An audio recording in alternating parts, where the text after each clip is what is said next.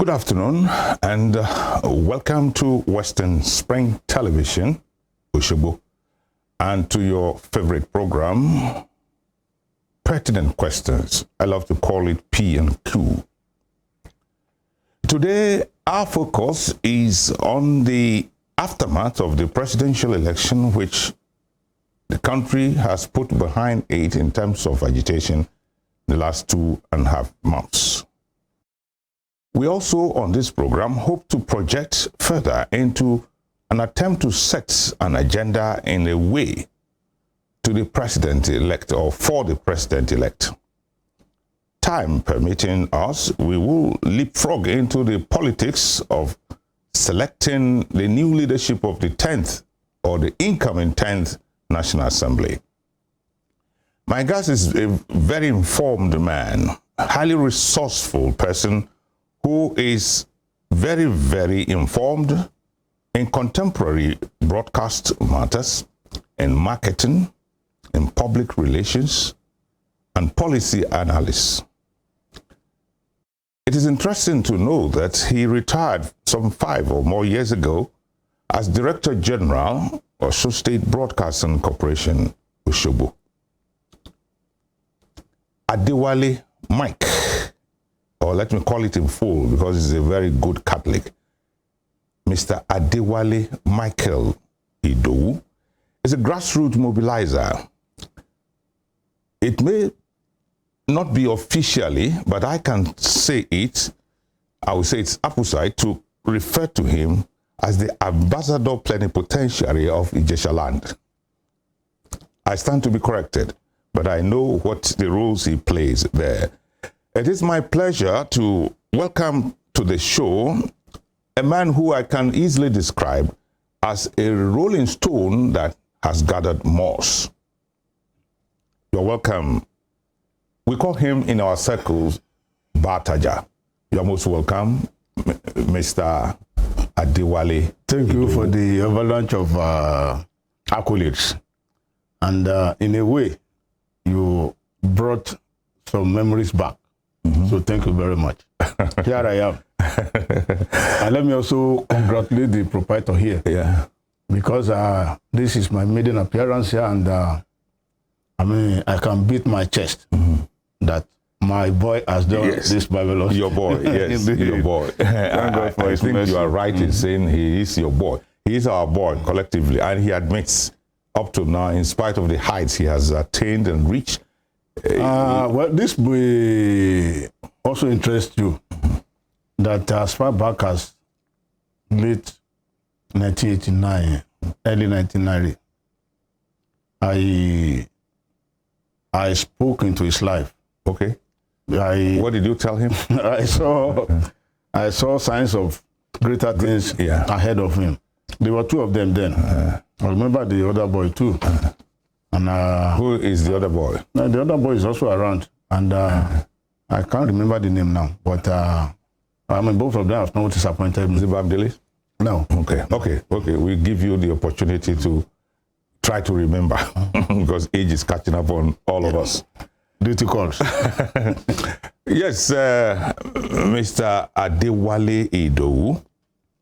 The presidential elections held on the 25th of February is some 2.5 months old behind us now. As an elder statesman, how did you see the exercise? Also as an individual. Yes, in this land I've been privileged to have participated actively in exercising my franchise as far back as 1979. Okay. And I was also fortunate to witness the aftermath of that election. As an Ibadan boy then, our ring road axis witnessed hectic time. Yeah, I can recall 1979. Indeed. Ovio Whiskey. So falling from there. Sorry, and Fedeco, the man. Michaelani. We moved from there. 1999. We had a brief trial. 83. No, 19. 1991. So from 73, 79 to 83. 73, yeah. No, we had something in 83. I know. I mean, that's a republic. Okay. But I'm talking about what we also had in 1991. All right. When Babangida tried his hand on two-party system. I mean, coming to the Fourth Republic, you find out that the trajectory of violence, then the unfolding attitude of our politicians to not wanting to accept defeat often led to altercations and judicial interventions, such that we have had to settle many election disputes through the court. And the recent one, particularly with respect to the presidential election, had a tinge of difference. For the first time, we had recorded what we refer to as Beaver's revolution. The game changer. Indeed. You now find out that the number of accredited voters as against massive numbers that we had on the register itself, there's a wide discrepancy. And for the first time again, we had an election that reflected what we witnessed in 1979 with our five-party system. So all in all, we have to give it to the game changer. But at the same time, the electoral body this time around made some promises and failed to deliver. Yeah. But because it's a game of interest, people will refuse to see the reasons adduced for the failures, because there were cogent reasons, so to say, that were adduced for the failure. You find out that within a few days, a number of attempts have been made to break into the server. I mean, this is no cheap game. So all in all, we had an election in 2023 that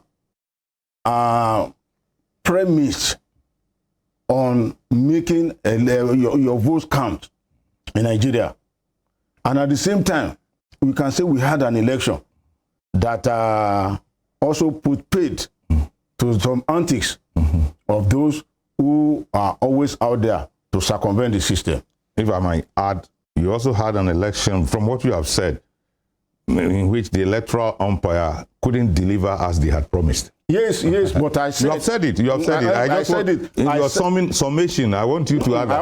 I also pointed out that they adduced some reasons, which, in its context, stands believable. That because there were attempts to break into the server, and that will also undermine the ultimate result. But they didn't own up. They didn't tell us. They didn't give that as a reason. INEC never gave that as a reason. They just told us, but they didn't hit the nail on the head.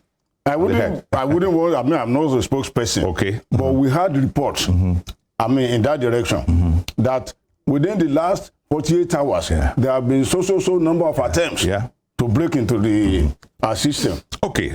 One factor that we saw predominantly in this election was the ethnic, or rather the religious card. Yes, the ethnic card has always been with Nigeria for so long a time, bad as it was. But this year and this time around, the religious card was played.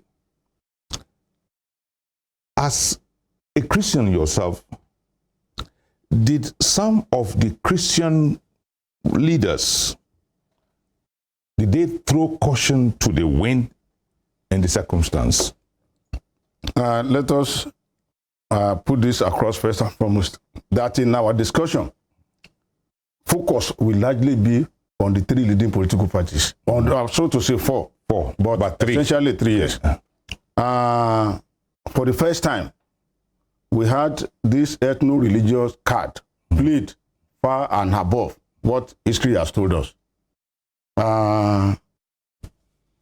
When the president-elect got to a particular place, particularly in Abeokuta, he told the whole world that it is my turn. That is one aspect of assuming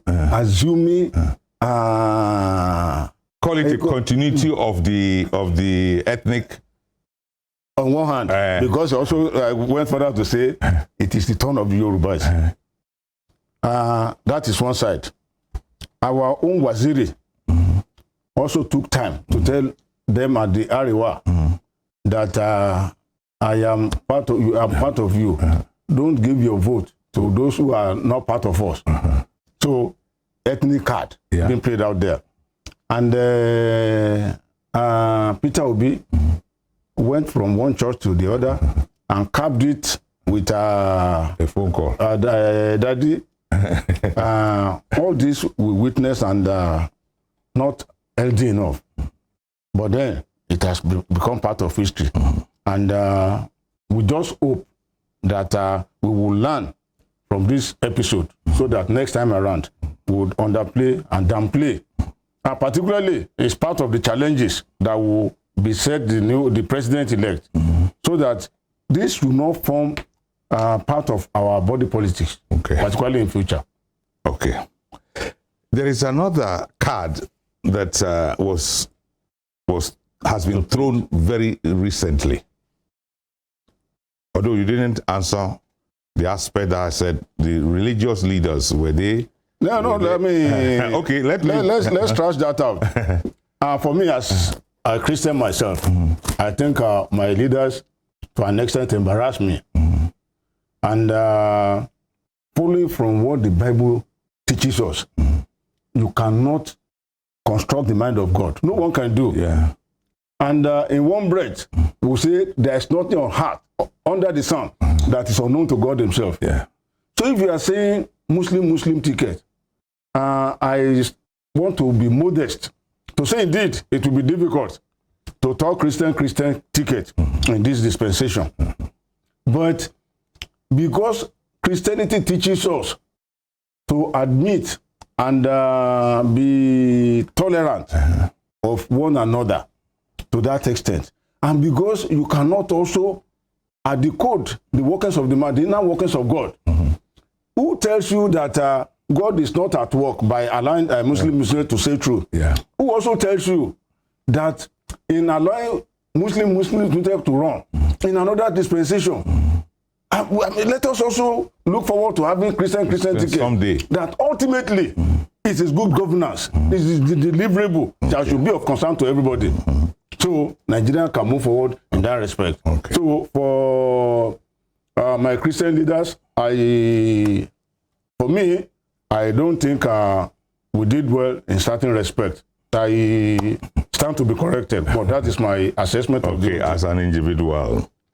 Yes, a third card is about getting thrown, or yes, and it is a card, or what I want to call the loss of faith by youth in their elderly ones. Call it a generational card. I'm premising my argument on what the obedient movement did to the great Wole Soyinka, insulting him, and etc., etc. This is a card, if we don't nib it in the bud, might create problems for us. I call it generational card. The disrespect for elders. You can hardly blame the youth.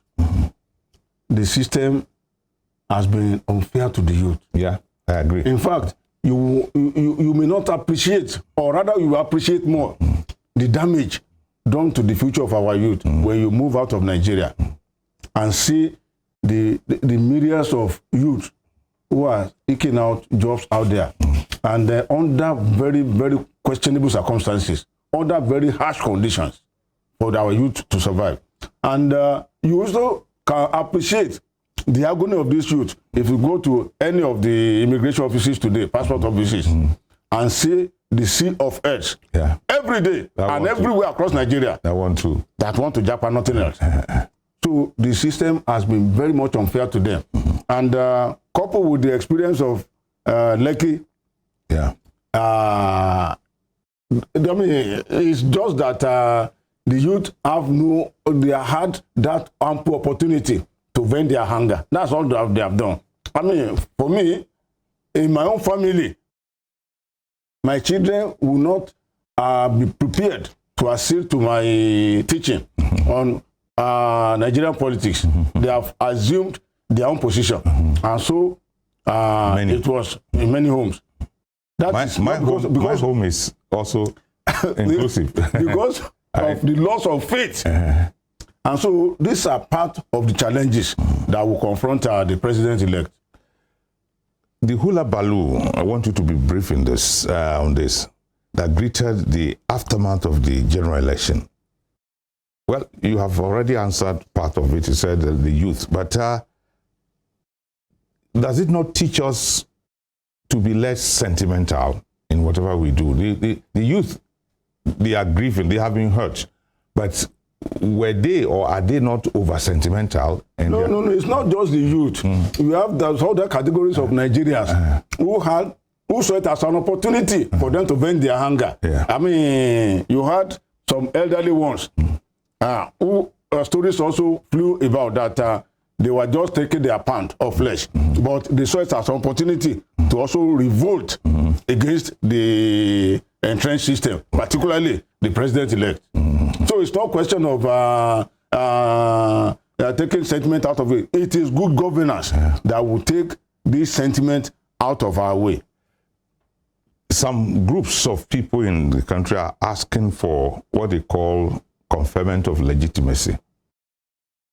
They believe that the president-elect must not be sworn in until legitimacy has been conferred. What's your opinion on this? No. That is self-centered attitude.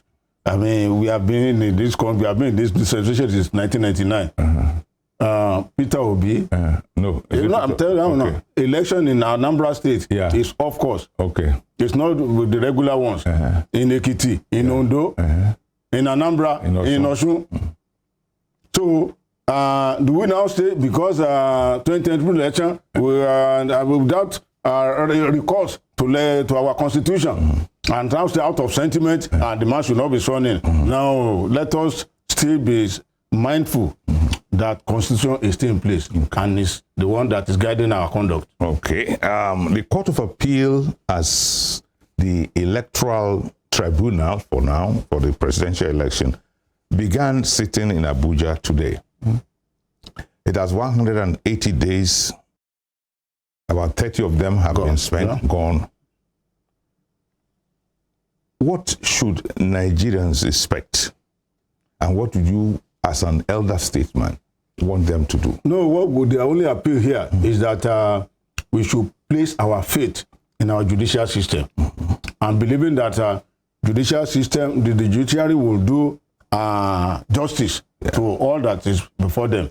So it's no question of we can only talk, we can only discuss, we can only debate, but the real delivery, the real judgment lies with the judiciary. So Nigerians should just be patient and have faith in the system that indeed justice will be delivered. Justice will be delivered. And whichever way justice goes, justice is justice. That's it. Well, this program is often always broken into two, and if my director is along with me, I think this is about a convenient spot to break the show and get ready for the second part of it all. Don't you forget, the program is Pertinent Questions.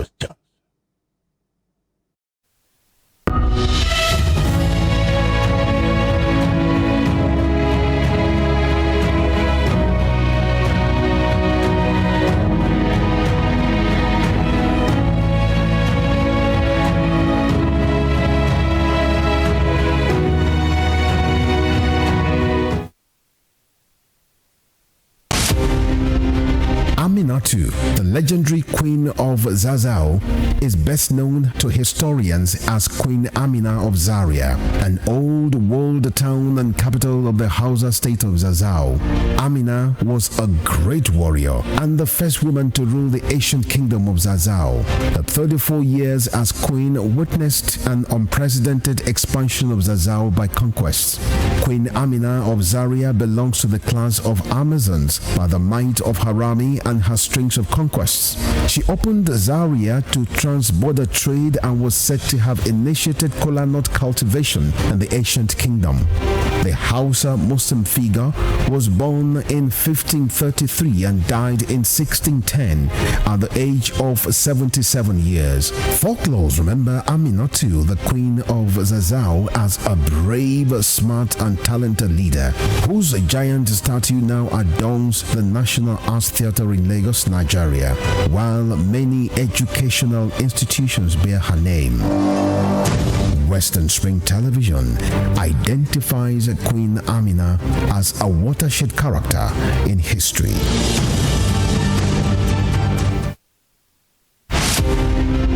Born Jeremiah Oyeni Obafemi on March 6, 1905, Obafemi Awolowo was a prime architect of Nigeria's independence and most consummate advocate of free education and social welfare in Africa's most populous nation. Erudite politician, thinker and philosopher, Awo was fondly addressed by associates and political colleagues, brought his unique attributes to bear on governance in the defunct Western region. He administered as leader of government business and the premier between 1955 and 1958. Obafemi Awolowo's premiership witnessed pioneering in multi-sectoral policy initiatives and execution. The Western region under his administration paraded several enviable records. First television station in Africa, first real estate in Nigeria, first high-rise building in Nigeria, first modern sports stadium in Nigeria, first agricultural settlement in Nigeria, first modern civil service secretariat in Nigeria, and first industrial estate in Nigeria. His face is on 100 naira denomination as a mark of honor for his distinguished services to his country. Western Spring Television identifies Obafemi Awolowo as a major character in history. Fumilayo Ransom Kuti was an educationist and advocate of women's rights. She was recognized for her vitriolic comments against colonial policy of taxation as it affected the Nigerian women.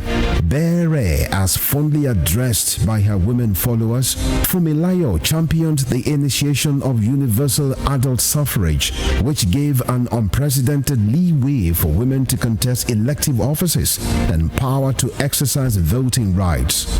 Married to a foremost educationist and teacher, Israel Oladoto Ransom Kuti, the first president of Nigeria Union of Teachers, Fumilayo Ransom Kuti was the mother of children who inherited her spirit of activism.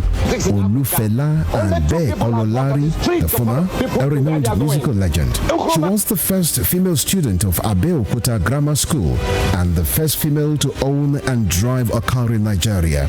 The award recipient of Member of Order of Nigeria MON and Lenin Peace Prize, was born on 25th October 1900 and was killed on 13th April 1978 by rampaging road soldiers in Lagos. Western Spring Television identifies Fumilayo Ransom Kuti as a watershed character in history.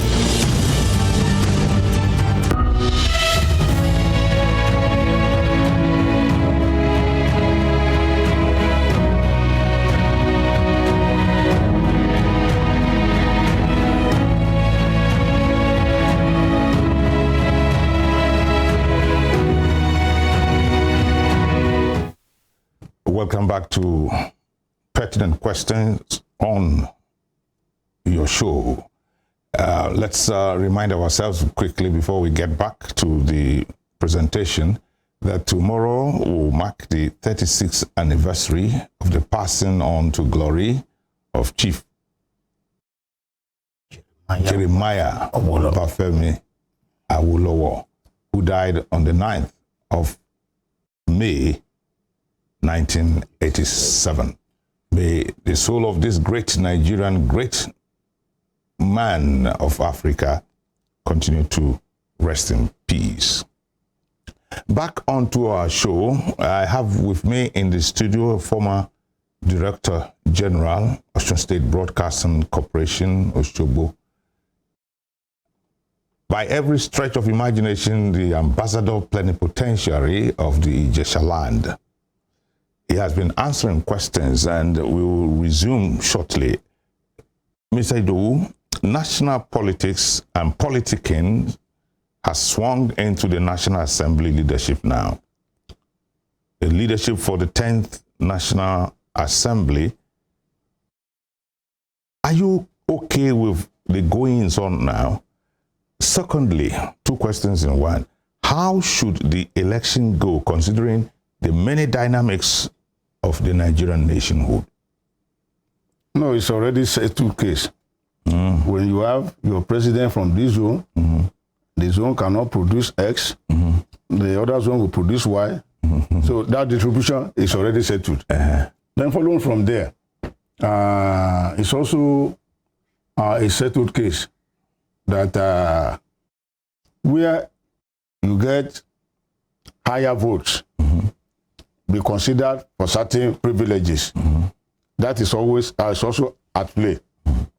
But most importantly, the president-elect, the presidency, as usual, should also be interested in the breaking down of these offices, so that seamlessly both the National Assembly as well as presidency can get going. And you may also want to interrogate why would the presidency be interested in who becomes Yeah, it was my next question. Why? Because you said the president should be interested. Using that word, marry it together. Because you want a tenure that will not be mad. You want a tenure that will not witness altercations between the two major arms of government. And so in doing that, what is playing out right now is not unusual. But national interest is the only request, is the only appeal that will be needed to be made at this point, that national interest should predominate the game that is going on. So that at the end of it all, we will have officers, we will have officials, we will have National Assembly leadership that will work in harmony with the executive and that will also deliver the dividends. Nigerians have gone past turbulent times. We want a relief. And this is the way, one of the ways for us to get that desired relief. Yeah, we will come to that shortly. I want you to set some agenda. But you spoke of national interest. Is the Nigerian politician an example of a man who is always considering national interest? Well, quite unfortunately, from what we have witnessed so far in our land, it will appear that most of these players put personal interest over and above national interest. Otherwise, we will not be talking about this action we're talking about, because legislative matters, legislative orders, legislative pronouncements should have been able to guide against some of the problems that we are witnessing. But we still have to take it that we are evolving. All right? We are evolving. And we only need to learn 1-2 lessons and do a carryover of this knowledge in whatever we're doing. So the 10th Assembly should be able to take a cue from the outgoing one and be able to also develop a paradigm that will supersede what we have witnessed. So that all in all, we'll be talking of advancement. Your name is Adewale Idowu. For the next couple of minutes, I want you to put your mind frame in that of another man called Ahmed Bola Tinubu. You get the sense I'm drifting at. What must the president-elect Ahmed Bola Tinubu try to do differently? Well, first and foremost, we have to unravel the mystery man called Bola Ahmed Tinubu. Is a man filled with experience. He's a man that's also at home with wealth creation. Is a technocrat who has played the boardroom game, and you can, define him as a well-connected person and educated. So in all of this, we expect that these attributes in context should play out in his own administration too. When I say his experience, thank God I live quality life in Lagos, and particularly as a street boy. An itinerant person. So it enabled the nook and cranny. That enabled me to know what Oshodi was before 1999. Okay. Compared to what Oshodi is today. Even the central Lagos up to the Koyi Victoria Island of this world, we knew how they were before the advent of the government. So from that perspective, I give it to him that it's experience enough. And for a man who made 600 million and graduated it to over 6 billion a month, I think we also have to talk about someone who is at home with wealth creation. So following from there, the myriads of agitation, contestations, notwithstanding, we still have to give it to him, particularly when you look at the route leading to his emergence. Yeah, I thought that was why you first mentioned that he's a mystery man. Is that, give us an idea of it. This too. Here was a man. Every indices of support almost against him, but he kept forging ahead. Even in his disfavor, religious cards were played.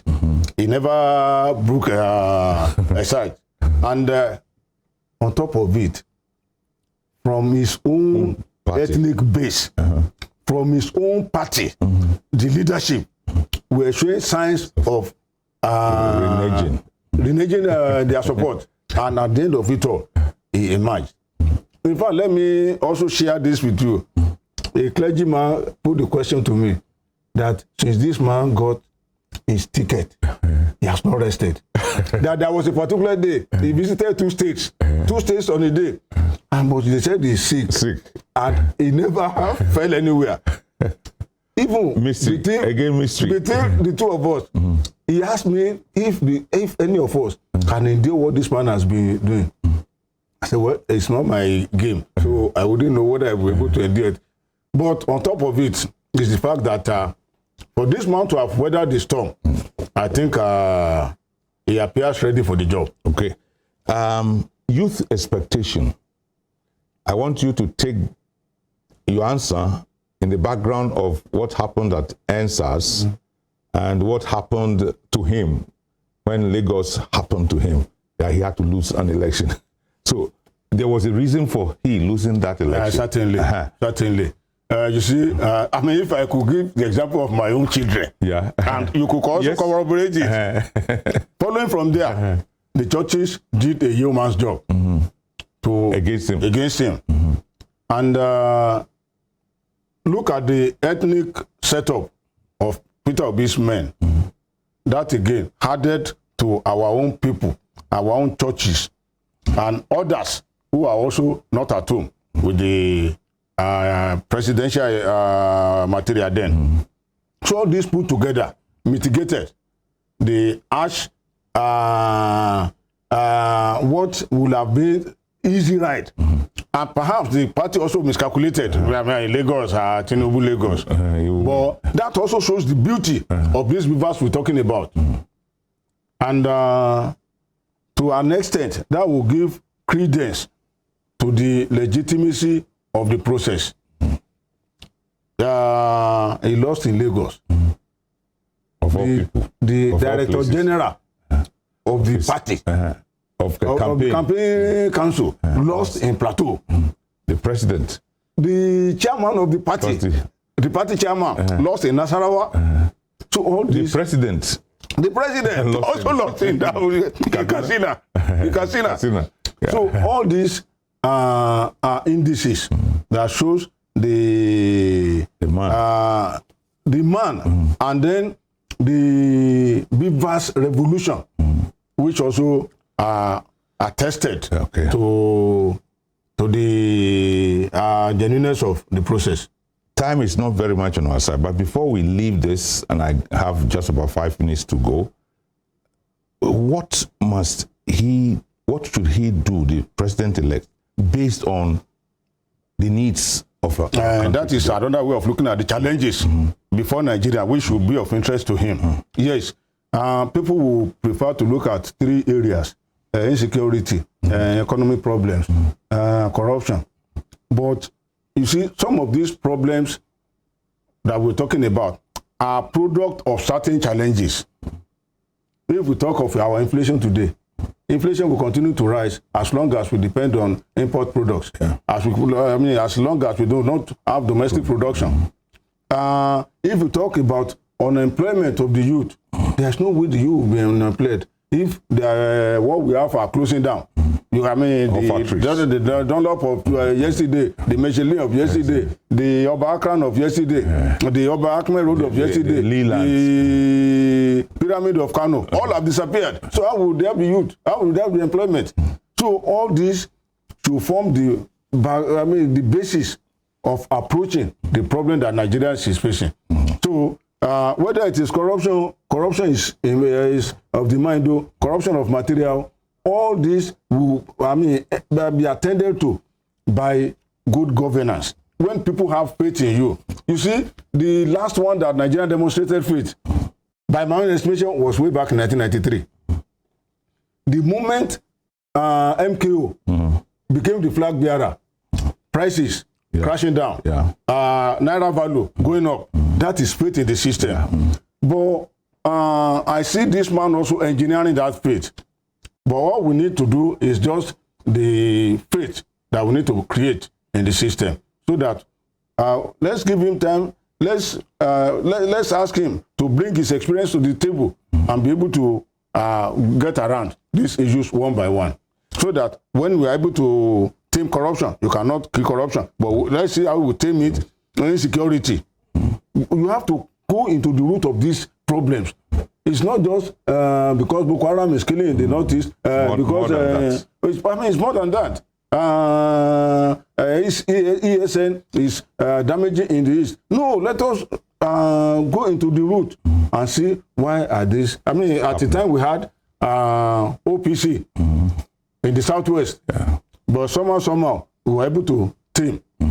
So let us borrow from the experience of those who assisted us to tame OPC and see how ESN can be. But we have to find out what the real problems are. So from there, we'll be able to talk about solutions. If I got you very clearly, Nigerians must be patient.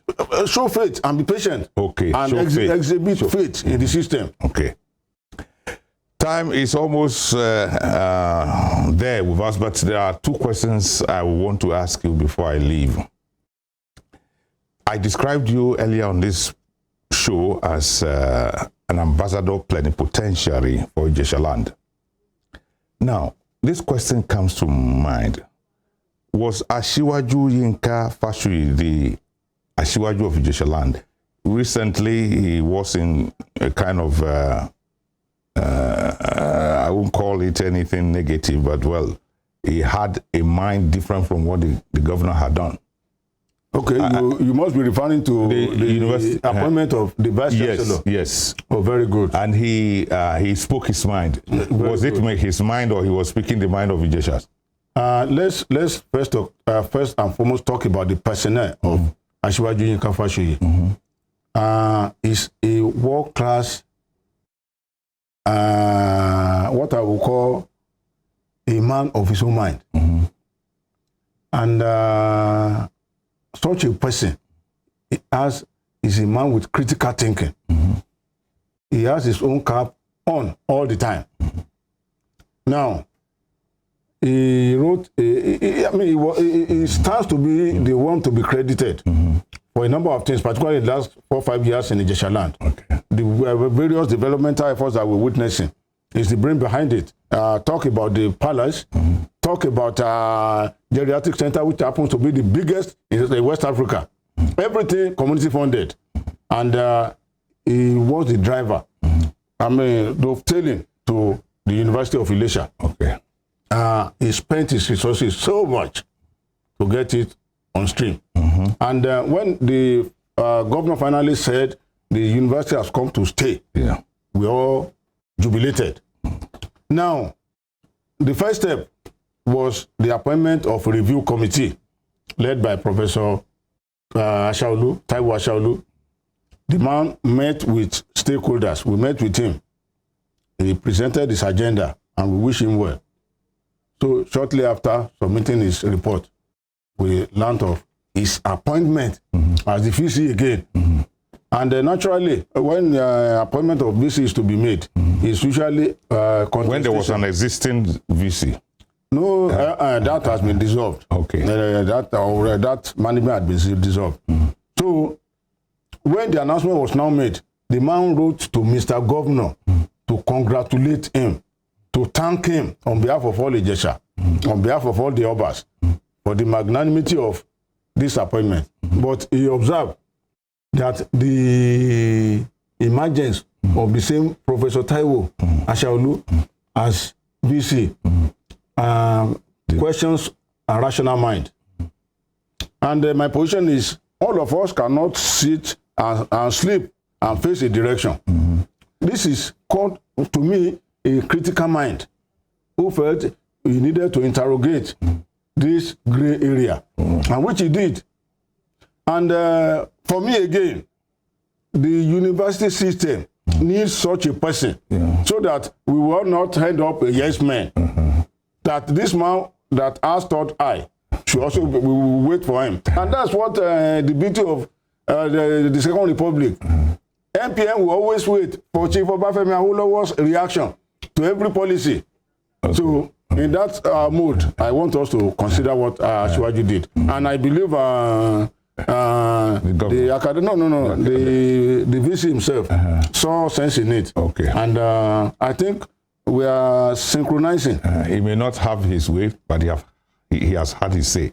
That is Shiwaju. Yeah. And like I said, I see the management also having to draw from the. Okay, just one last question. Tomorrow, the state will have, the Supreme Court will take a decision on the state election of July. What appeal would you make to the people of Osun? No, the first thing is that the state is greater than every individual here. And no matter what happens tomorrow, Osun State will still remain Osun State. Nigeria will remain Nigeria. And whatever, again, that we do on our own part, history will remember us. So let our people, my fathers and my brothers, maintain peace. Okay. Irrespective of whatever happens tomorrow, we should still continue to see ourselves as brothers and sisters, fathers and mothers. Adewale, Michael Ido, I'd like to appreciate you for finding time to come all the way from Ilesha. I hope we will gather again. Certainly, it's my pleasure, particularly having to associate with the success story of my own brother. I want to thank God. Your brother, the chief executive of this place. Yes. Femi Adefila. Yes, Dr. Femi Adefila. Thank you for getting to the fullest. Some other time, we shall have the opportunity. I've always described myself as the alternate presenter or anchor. I'm Adeto Yeshitu Alamo. In 2 weeks' time, I will have the privilege of anchoring another personality. There's no doubt in the fact that you have had very useful discussions here this afternoon, and that when I said the man I have brought is a rolling stone that has gathered moss, I think he has spoken to it. Thank you very much for being there. My pleasure, I'll see you again. Thank you.